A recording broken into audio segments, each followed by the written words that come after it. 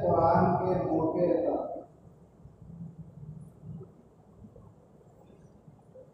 दुआएं भी कबूल होती हैं।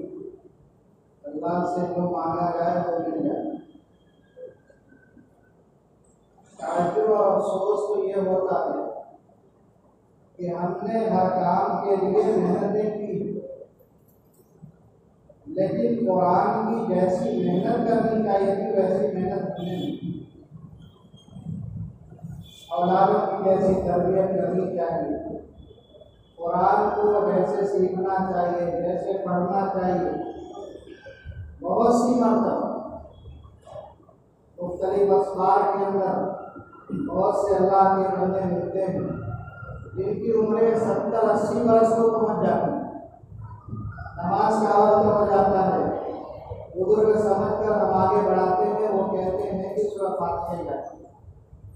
लापरवाही नहीं हो रही है, रात भर नवाफिल में गुजार दें, लेकिन तौफीक नहीं होती कि मसाजिद के अइम्मा के पास जाएं, मदारिस में जाएं, कुरान की आयतों को सीखें। रिवायतों के अंदर आता है कुरान की एक आयत को सीखना 100 रकात से सिर्फ आपने रकातों को इबादत समझ लिया, लंबी लंबी नफलें पढ़ना, इसको जब हमारे पास कुरान ही नहीं होगा तो हमारी नमाज कैसे सही होगी। इसलिए सबसे ज्यादा हमारे दिलों के अंदर जो अजमत होनी चाहिए वो कुरान करीम। उलमाए किराम हैं, बुजुर्गान दीन हैं, मशाइख एज़ाम हैं, औलिया अल्लाह हैं, ये उम्मत को कभी भी दुनियावी तालीम से मना नहीं, कभी मना नहीं। इतना सीखना है, सीखिए, पेट भर कर सीखिए, अपनी औलादों को भी सीखना है। लेकिन एक बार जरूर कहते हैं, नाटे पैगंबर जनाब मुहम्मद रसूलुल्लाह सल्लल्लाहु अलैहि वसल्लम ने इरशाद फरमाया, कुल्लुकुम राइन व कुल्लुकुम मसऊलुन अन रइयतिही, कि तुम सब निगरान हो, जिम्मेदार हो अपनी रइयत के, अपने मातहतों के, अपनी औलादों के, अपनी फैमिली के, तुम सब जिम्मेदार हो। इतनी डिग्रियां हासिल कराना है करा लीजिए, जब आंखें बंद हो जाएंगी अल्लाह रब्बुल इज्जत के सामने हाजिर होगी, या आपका बेटा आपका गरेबान पकड़ के रब्बुल आलमीन की बारगाह में ले जाएगा और कहेगा कि इस बाप ने मुझे सूरह फातिहा नहीं सिखाई, इस बाप ने मुझे कुरान की तालीम नहीं दी। इसलिए जितनी कुरान की आयतों से नमाज सही होती है, उतने कुरान का सीखना हर मुसलमान मर्द और औरत के फर्ज है। चाहे आपकी उम्र कितनी ही हो जाए, 100 बरस को पार कर जाए, 80 बरस को पार कर जाए, इल्म की कोई हद नहीं, कोई इंतहा नहीं है, कोई जमाना नहीं है। ये बात अलग है कि बचपन का जमाना बहुत ज्यादा मुफीद है, लेकिन इसका यह मतलब नहीं कि बचपन में आपने तालीम हासिल नहीं की, बुढ़ापा आ गया, जवानी चली गई तो हम अब इल्म हासिल न करें। इस वक्त आपके दिल के अंदर दाइया पैदा हो जाए, इस वक्त शौक और अजमत आपके दिल के अंदर पैदा हो जाए, उसी वक्त आप के अंदर मस्जिद के इमाम को पकड़िए, आपके पड़ोसी में कोई मौलाना हो, कारी साहब हो, उसको पकड़िए, आपके करीब में कोई मदरसा हो, उसमें जाइए, उससे कहिए हमें कुरान की कुछ आयतें सीखना है, हमें कुरान को सही करना है। उनके पास बैठिए, इंशाअल्लाह आपका ये जाना, ये बैठना, ये कुरान को सीखना अल्लाह को इतना पसंद आएगा कि आपकी तमाम इबादतों से सबसे अफजल आएगा।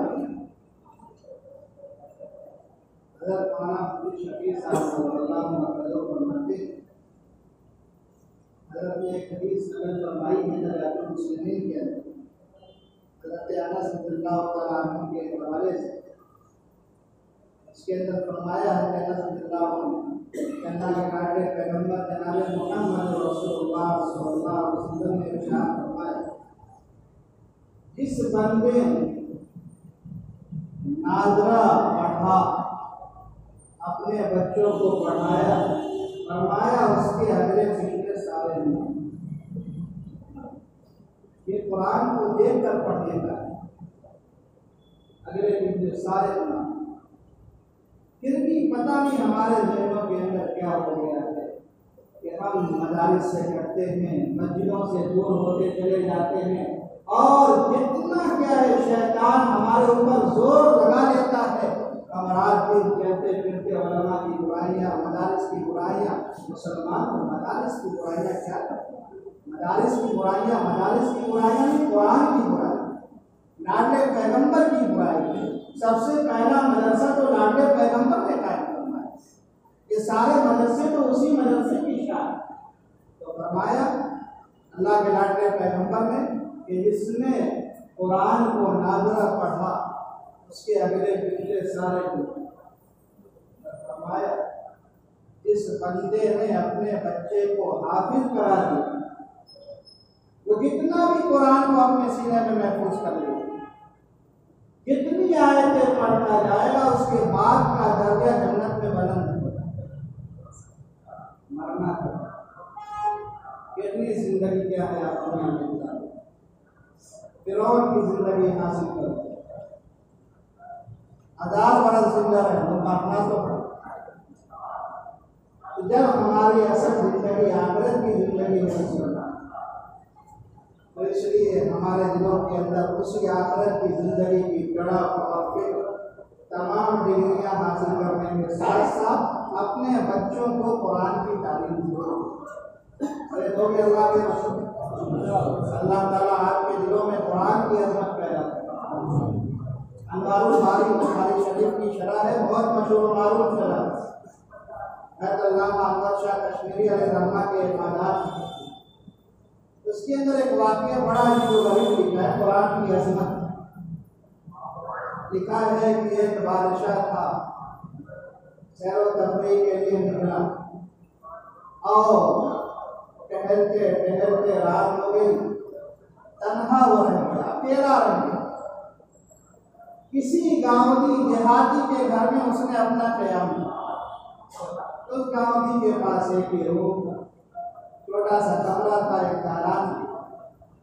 उसने बादशाह का बहुत इकराम किया और उसको दालान में सोने के लिए बिस्तरे लगे। बादशाह वक्त रात को जब लेटा है बिस्तर पे, जैसे आपके मस्जिद के अंदर ये ताक है, ऐसे एक छोटा सा ताक बना हुआ था दालान, उस ताक पे कुरान पढ़ा हुआ। बादशाह ने देखा कि इस दालान के अंदर कुरान है, और जहाँ पे कुरान रखा हुआ है मैं वहाँ पैर फैला के सो जाऊँ, उसकी गैरत ने गवारा नहीं किया। पूरी रात बैठ कर कुरान की अज़मत में पढ़ा। कुछ दिनों के बाद इस बादशाह का इंतकाल हो जाता है, और वो जमाना है ख्वाजा निज़ामुद्दीन औलिया अलैहिर्रहम। ख्वाजा निज़ामुद्दीन औलिया ने ख्वाब में देखा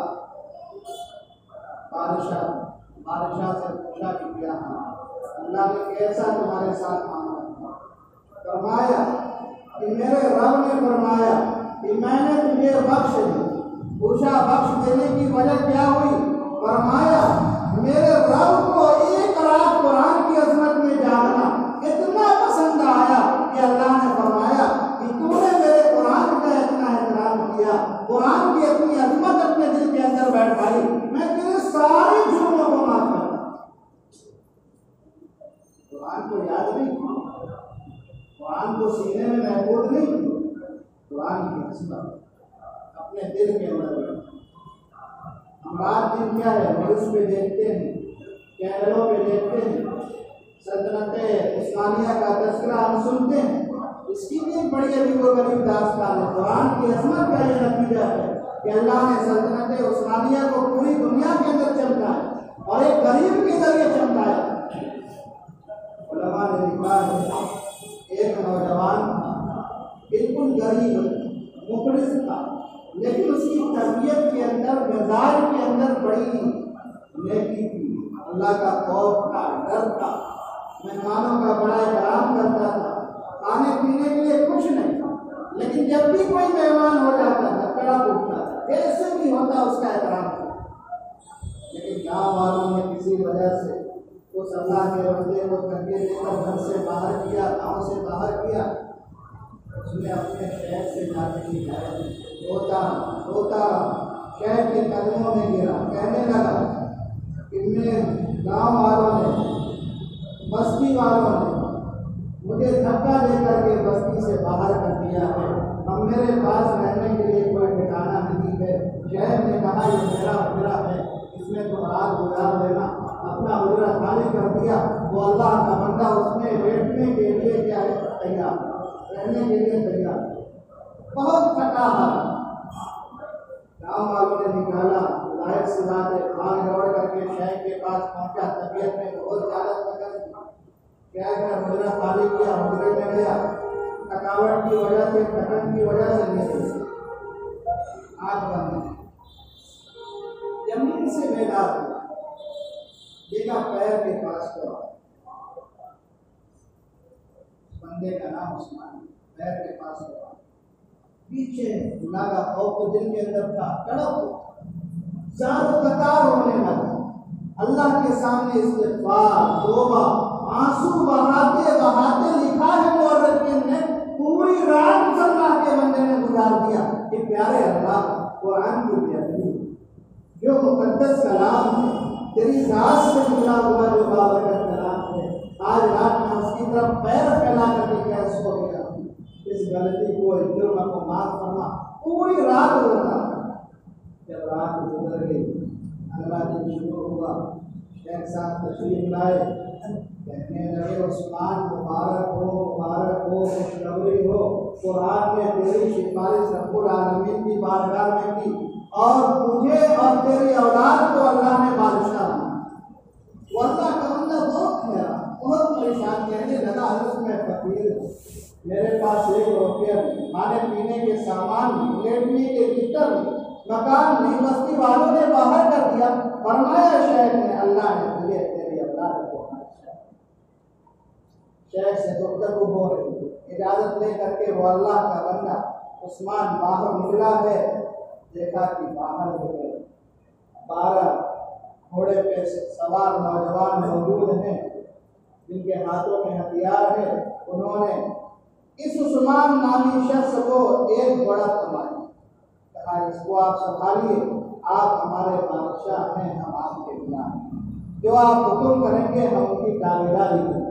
फिर ये अल्लाह का बंदा बढ़ता गया, गांव से गुजरता गया, हर बादशाह के पास पहुंचता, उनको वार्निंग देता, या तो मैदान में आइए या मेरी ताबेदारी करिए। इस तरह हर बादशाह कुछ पैसे देते, ताबेदारी करते करते फिर रोम के बादशाह को इल्म हुआ कि उस्मान नामी शख्स के पास और भी बहुत ज्यादा है और इनके पास मालो दौलत भी बहुत ज्यादा है। उसने अपने यहाँ बुला करके हुकूमत की जिम्मेदारी सौंपी।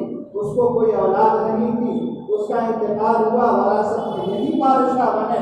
मुसलमानों सच फरमाया उलमा ने, बुजुर्गों ने कि कुरान का एहतराम करो, कुरान की अज़मत करो, तुम्हें गुर्बत से बादशाह तक पहुँचा देगी। कुरान का अज़ीज़ एहतराम करो, ये तुम्हें गरीबी से मालदारी अता कर देगी। कुरान की अज़मत अपने दिलों के अंदर बैठाओ, तुम्हें दुनिया के तमाम झमेलों से, तमाम परेशानियों से निजात दी। मौलाना बदले आलम मेरठी कितने बड़े अल्लाह के वली गुजरे, उन्होंने तर्जुमान सुन्ना लिखा है। मौलाना बदले आलम मेरठी रहमा का इंतकाल हुआ मदीना शरीफ के अंदर। हजरत के बेटे थे, हजरत के बेटे के पार हाजिरी होती है मौजूद सुन्ना हजरत शाह अब्दुल साहब कोई नजर, और आपके साथ में आपके खालिद हज़रत मौलाना हकीम अख्तर साहब, दोनों क्या दुनिया के क्या बड़ियों के इमाम हैं। अल्लाह ने इनसे बड़ा काम दिया। शाह साहब को दुनिया जानती है और हकीम अख्तर साहब को भी दुनिया जानती है। अल्लाह ने इनसे दोनों उम्मत की हिदायत का काम है। दोनों मौना बदरियारम लड़की के मकान पे मदीना मुनव्वरा शरीफ के अंदर तशरीफ फरमा के हजरत के बेटे ने फरमाया कि वालिद मोहतरम की कब्र को सऊदी हुकूमत ने 6-6 महीने के बाद 3 मरतबा खोदा ताकि यहाँ से उठा करके दूसरी जगह मुंतकिल कर। एक मरतबा खोदा, देखा कि हजरत का जिस्म कब्र के अंदर बिल्कुल सही सलामत है। ऐसा लगता है कि आज भी दफन है। 6 महीने का अरसा गुजर गया लेकिन जिस्म पे ऐसी तरोताजगी है, ऐसा नूरानी जिस्म है, लगता है कि आज ही दफन किया है। जब नूरानी जिस्म को देखा, कब्र को बंद कर दिया, दोबारा खोला गया। दोबारा देखते हैं कि 6 महीने के बाद दोबारा देखते हैं कि जिस्म फिर वैसा ही नूरानी, जिस्म पे कोई दाग धब्बा नहीं, कहीं पे किसी मिट्टी का असर नहीं, बिल्कुल साफ शफाफ। फिर कब्र को बंद कर दिया गया। 6 महीने का अरसा फिर गुजर गया, फिर कब्र को 3 मरतबा 6-6 महीने के बाद वालिद मोहतरम कब्र को खोदा गया, लेकिन जिस्म जो है बिल्कुल सही साबित। ऐसा लगता था कि हजरत को आज ही दफन किया गया। फरमाया मेरे वालिद मोहतरम का ये दफन फरमाया कि जहाँ पे हाफिज़ कुरान बैठा रहता, वालिद मोहतरम कभी उसकी तरफ पाँव नहीं, बुढ़ापे की उम्र को, लेकिन पता चल जाए कि हाफिज़ कुरान है, पाँव को सकेंगे। फरमाया लगता है कि कुरान की अज़मत की वजह से अल्लाह ने कब्र को भी इजाज़त नहीं दी कि हजरत के जिस्म को। आज रिवायतों में जब हाफिज़ कुरान को दफन किया जाता है, अल्लाह ताला वही नाज़िल फरमाते अल्लाह ताला इलम, जमीन की तरफ हुआ ये करते हैं, जमीन को मुखातब करते हैं, यह जमीन मालूम है तुझे कि तेरे अंदर कौन है? जमीन कहती है रब्बुल आलमीन, मुझे ही मालूम है। अल्लाह फरमाते हैं वो मेरा नेक बंदा है जिसके सीने के अंदर कुरान महफूज है। फिर जमीन उसको मुसलमानों, ये कुरान की अजमत है। जितनी कुरान की अजमत अपने दिलों के अंदर बैठाओगे, खुदा की कसम दुनिया के अंदर भी आपको कामयाबी मिलेगी और मरने के बाद भी मिलेगी। अरे तैयब साहब भोपाल का एक वाक्य बड़े दर्द के साथ बयान फरमाते थे। फरमाती भोपाल के अंदर एक औरत थी जिसको कभी औलाद ही नहीं होती, बरसहा बरस गुजर गए, औलाद नहीं। लेकिन औरतों के अंदर क्या है, जब औलाद ना हो तो लालच का मादा बहुत ज्यादा। कभी आमिर के पास दौड़ती हैं, कभी उस आमिर के पास दौड़ती है, कभी उस ताबीज़ करने वालों के पास दौड़ती है। उनको ये नहीं पता चलता कि अल्लाह का बंदा दीन के मुताबिक काम करता है नहीं करता, बस उनके अंदर एक ही लालच होती है कि औलाद हो जाए। तो इसी तरह अल्लाह की बंदे पंडित और साधु के पास और कहने लगे इतने बरस हो गए शादी को, औलाद नहीं, आप कोई ऐसा अमल बता दीजिए कि औलाद हो जाए, मैं हर काम करने के लिए तैयार। उस पंडित ने अगर तुम एक काम कर लो तो तुम्हें औलाद हो जाए, एक काम कर लो तो तुम्हें औलाद हो जाए। पूछा क्या काम करना है?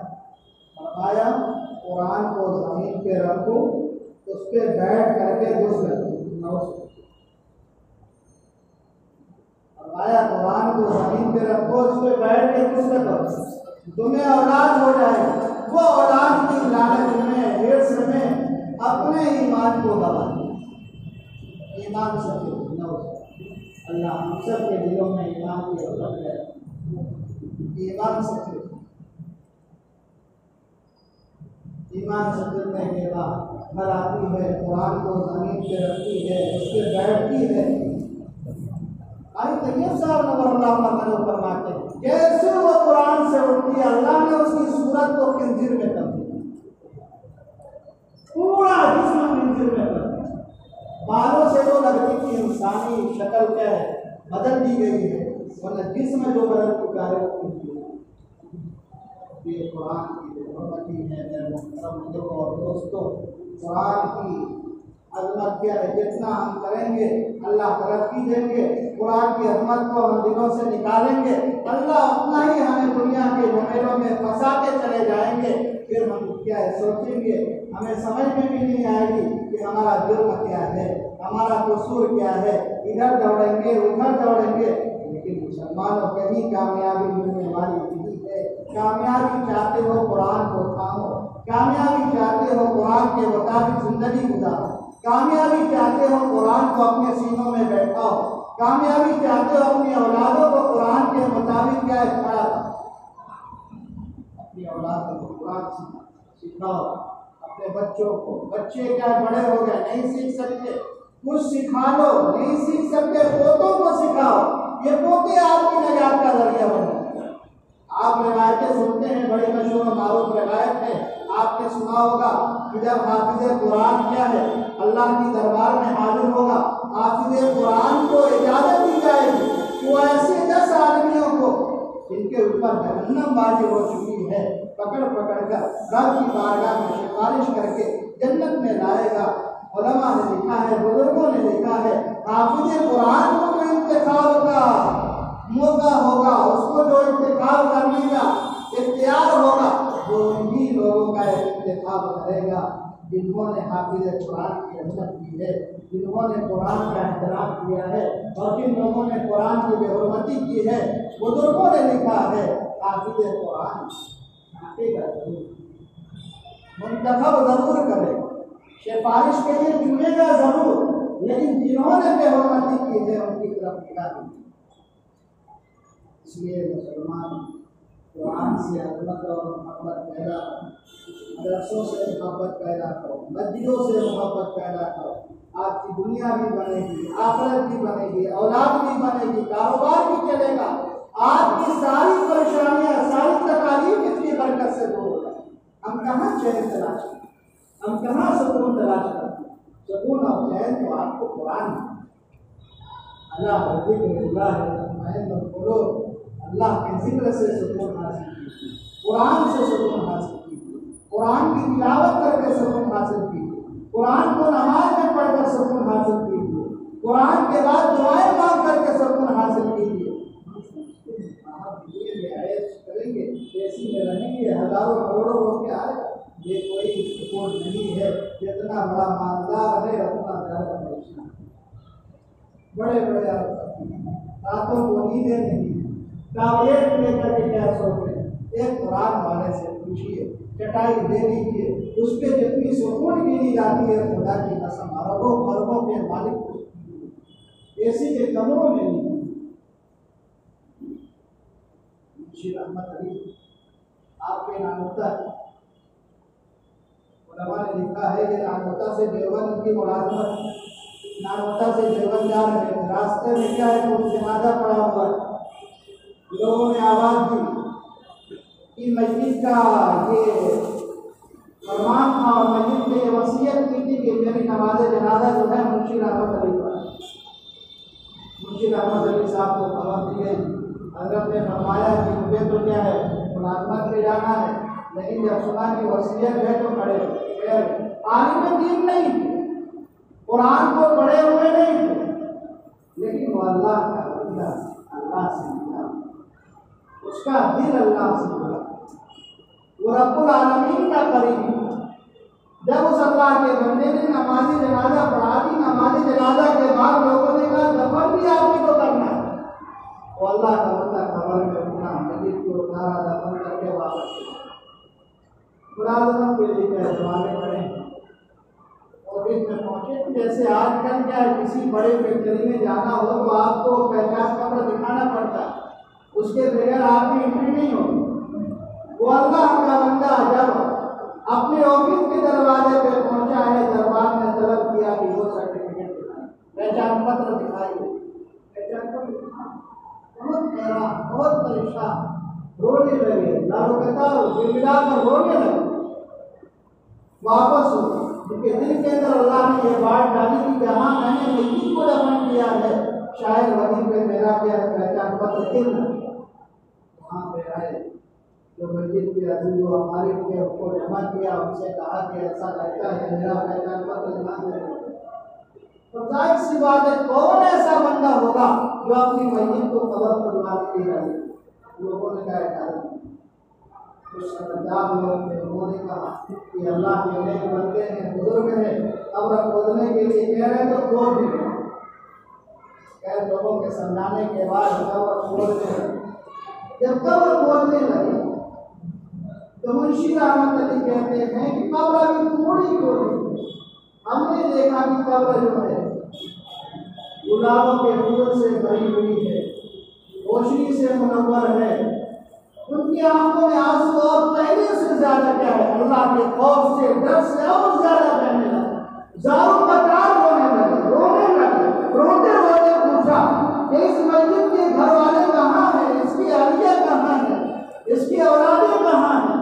रोते रोते गए, लोग ले गए बीवी के पास, पूछा जरा बताओ तो सही आपके शौहर का क्या अमल था जिंदगी में, कौन सा ऐसा नेक अमल था कि आज उनकी कब्र जन्नत का नमूना बनी हुई है।